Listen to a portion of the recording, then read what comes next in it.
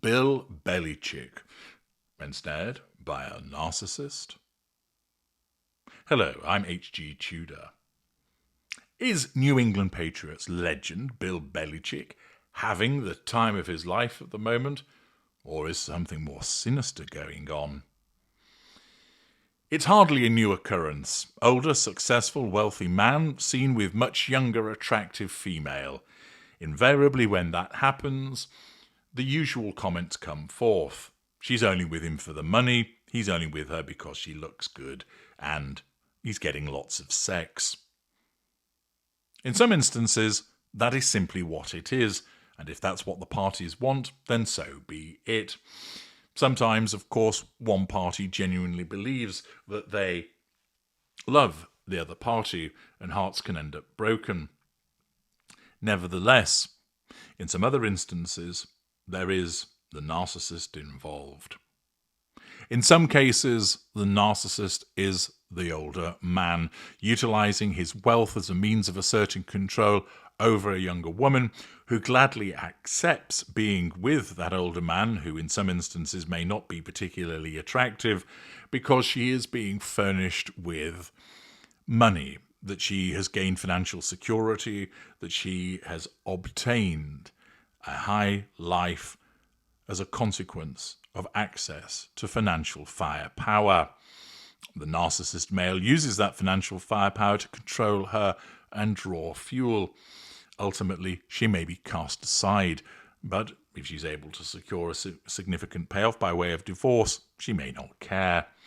Sometimes it's the other way around, where the female narcissist, utilizing looks, invariably somatic in nature, captures a well-intentioned older man who has got financial security, either as a consequence of considerable business success or success in other fields, or has just lived life carefully, earning good money and putting it to one side, and, under the auspices of giving him great sex and having someone young and pretty on his arm, ensnares that individual to milk him dry and then cast him to one side when he no longer serves a purpose. What is the situation involving Bill Belichick? Well, he is the most successful American football coach in history, if you weren't already aware of that.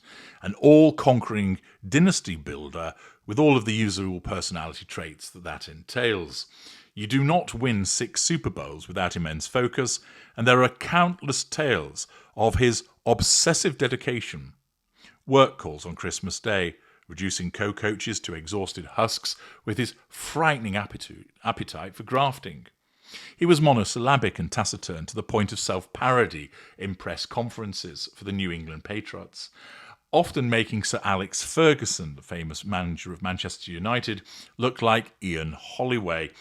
For those who don't know, Ian Holloway is a football manager who's well known for an entertaining turn of phrase and is very talkative. One year, the Wall Street Journal tracked the number of times Belichick smiled in a season of media appearances.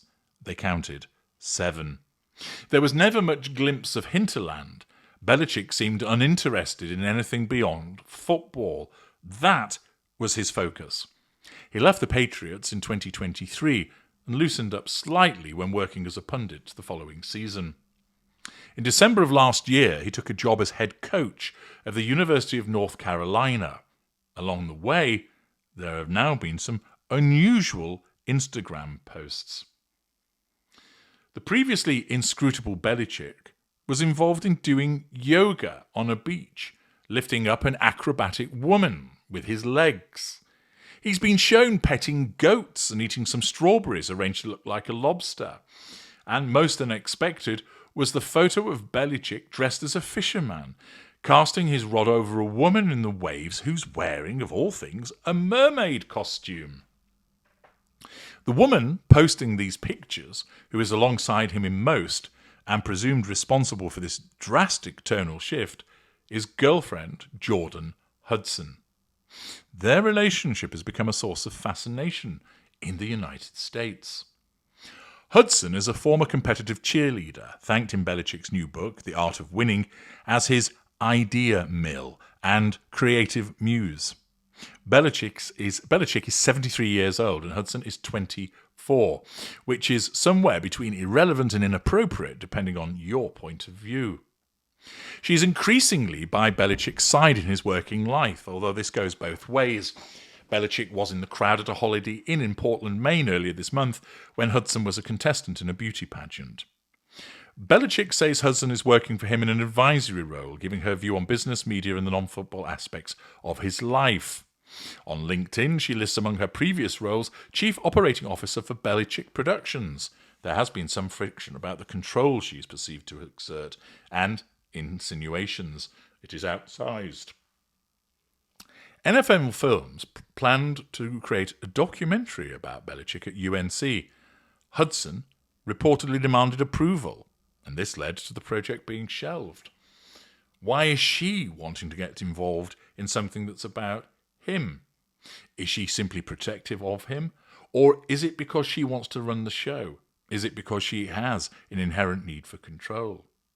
She has applied for trademarks of phrases associated with Belichick, some which are owned by the Patriots. Is this her failing to recognize boundaries, operating with a sense of entitlement, seeking to appropriate something that doesn't belong to her for the purposes of financial gain, or is she doing it because she wants again to protect his interests? To circumnavigate this, the applications were appended with Bill's version, like Taylor Swift's re-recorded albums. There are reports that Hudson was barred from the football building at UNC. There was also an interesting appearance on CBS Sunday Morning. Have a look at this piece of footage. Make sure that that's the philosophy. Jordan was a constant presence during our interview. You have Jordan right over there. Everybody in the world seems to be following this relationship. They've got an opinion about your private life. It's got nothing to do with them, but they're invested in it. How do you deal with that? Never been too worried about what everybody else thinks. Just try to do what I feel like is best for me and what's right. How did you guys meet? Not talking about this. No? No. It's a topic neither one of them is comfortable commenting on, though Hudson has recently posted about it on Instagram. You joined InstaFace, as you put it. I love that. There's some great pictures of you and Jordan, where you're a fisherman and she's a mermaid. It's charming. It's a different side of you. What's the reaction been like? What's it been like? To have these different sort of photos. There's another one where you're doing, I know you're not into meditation or yoga or Pilates. You're balancing Jordan on your feet, and she's doing kind of the Titanic pose. Yeah, so I'm on some of those social media platforms, but I honestly don't follow them. What he does follow isn't clicks or views, but touchdowns and, above all, wins. You do seem like you're having a lot more fun these days than you were in other chapters of your life, let's say. I enjoy football. I enjoy the whole process of it. It's hard to win, and it's hard to beat other good coaches, good teams. I appreciate the grind. I appreciate the competition. But coaching's fun, and honestly, I feel like I haven't worked a day in my life. It's interesting to note, isn't it, that this is an interview involving Bill Belichick, and his girlfriend is there, not just there in a supporting role, perhaps sitting in the green room awaiting his return, but actually to the side while the interview is taking place, watching on a monitor, ready to intervene as she does. When questions are asked about how they met, she shuts that down immediately. Is this because she simply wants to maintain some form of privacy, which seems questionable given that she's clearly an individual, as the excerpt shows, who splashes her life all over Instagram? Or is it the case that it's simply the case that she doesn't want people asking questions about how they met because there's something untoward, and that amounts to a threat to control? Her very presence in the interview is questionable and tends to support an absence of boundary recognition. It also tends to support a necessity of asserting control. You'll notice the taciturn responses of Belichick to most things that he's asked, and how he doesn't seem to really care for social media, and yet there he is, repeatedly appearing as Jordan Hudson utilizes social media for the purposes of talking about their relationship, inserting him into what she's showing, presumably because he's far better known than she is, with a consequential impact whereby she gets more attention. Is it simple attention seeking? Or is it the case that she is doing this because she needs fuel and is triangulating her audience as a consequence of her connection with the much more famous and successful Belichick? Interestingly, the public line is that they met on a flight in 2021. Hudson has shared a picture of a book Belichick signed for her, then dated, and helpfully including a list of his Super Bowl wins. Some more interventionist whispers followed Belichick's appearance on the Pivot podcast last week, which was co-hosted by former NFL pros Ryan Clark and Channing Crowder. His old lady is different, Crowdy said after the interview.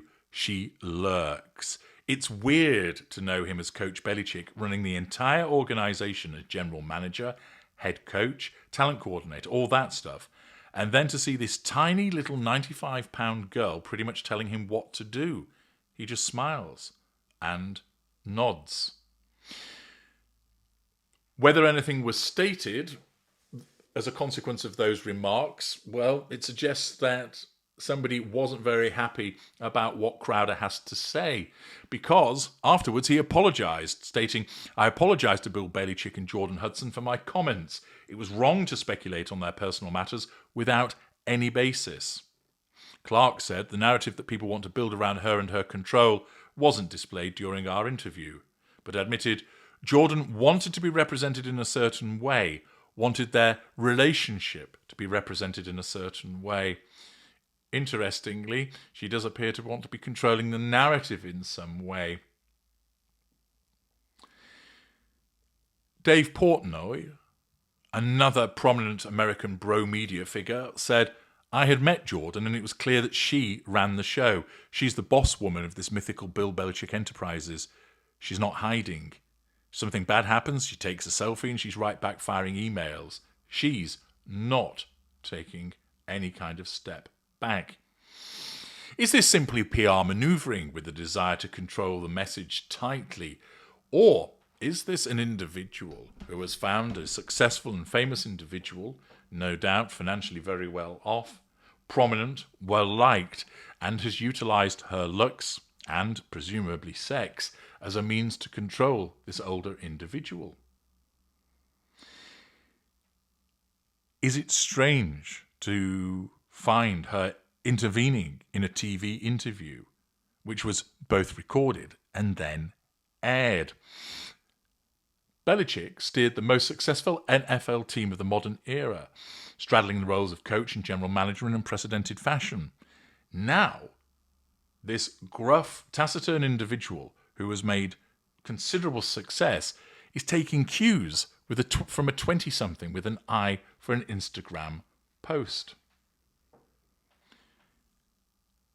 Maybe he's fallen under somebody's spell that hitherto, and something that he doesn't appear to be particularly interested in as per the interview excerpt, social media, but he willingly becomes involved in it. Is there a reason for this? Has he become struck by the looks of this woman?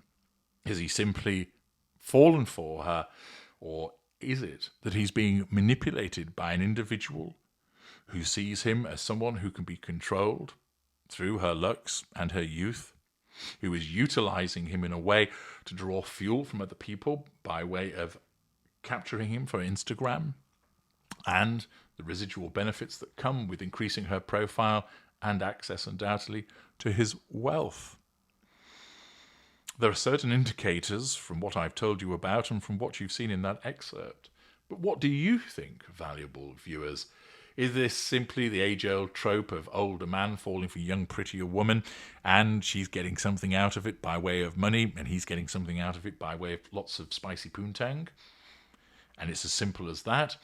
Or, given what you've heard about, do you think that he's fallen for a controlling narcissist, that a hitherto taciturn individual who wouldn't brook being told what to do has somehow fallen prey to a predatory, attractive, somatic narcissist? Let me know your thoughts in the comment section. I'm HG Tudor. Thank you for watching.